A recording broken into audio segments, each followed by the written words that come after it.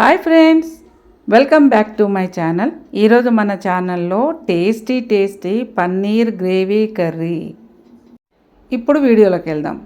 ఒక 300 గ్రాముల పన్నీర్ తీసుకొని ఒకసారి వాష్ చేసి తడి లేకుండా తూడ్చుకొని ఇలా చిన్న చిన్న ముక్కలు వచ్చేలాగా కట్ చేసుకోవాలి.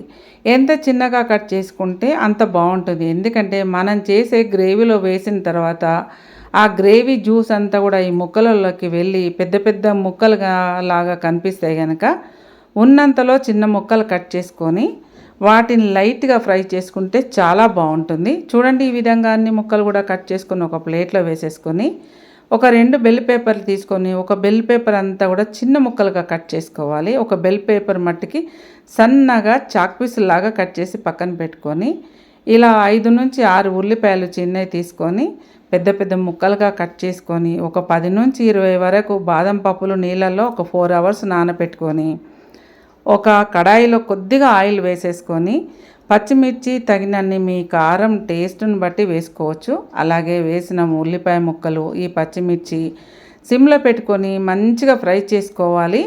లాస్ట్కి ఎలాగో డీప్ ఫ్రై అవుతున్న టైంలో పొగ వస్తుంది కనుక తక్కువలో ఫ్రై చేసుకుంటే చాలా బాగుంటుంది.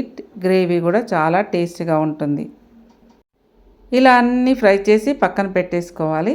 మళ్ళీ తర్వాత ఇంకొక కడాయి పెట్టుకొని ఆ కడాయిలో కొద్దిగా ఆయిల్ వేసేసి మనం వేసుకున్న పన్నీర్ అంతా కూడా దోరగా వేయించుకోవాలి. ఇలా వేయించుకోవడం వల్ల మనం తినేటప్పుడు టేస్ట్ చాలా బాగుంటుంది.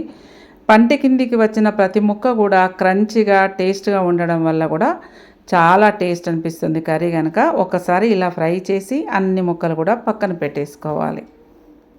ఇవి ఎక్కువ ఫ్రై అవ్వడం వల్ల కూడా పాలు పగిలిపోయిన వాసన వస్తుంది కనుక చూసుకొని మీ టేస్ట్ను బట్టి పక్కన పెట్టేసుకోవాలి.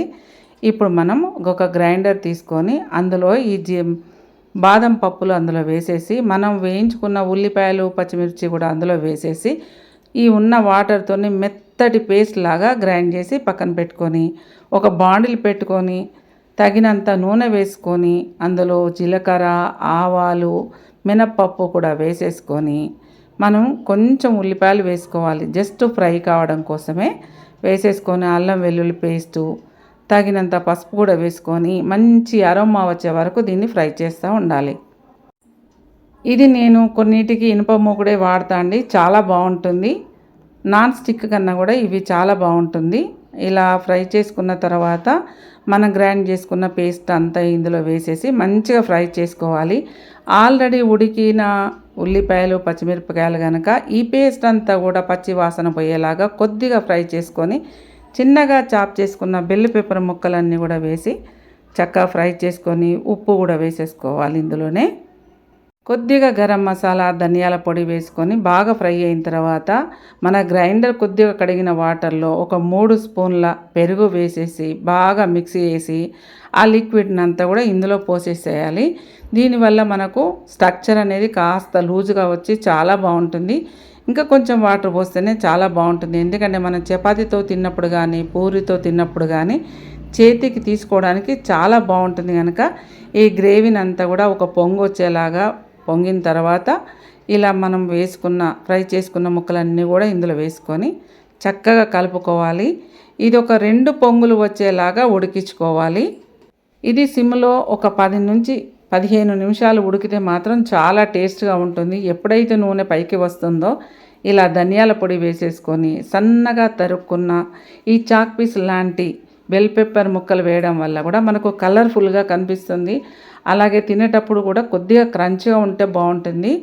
ఇందులోకి నేను ఒక చిన్న టమాటా ముక్కను కూడా కట్ చేసి వేశాను, కలర్ఫుల్గా ఉండడం కోసమే, రెడ్ గ్రీన్ కనిపించడం కోసం.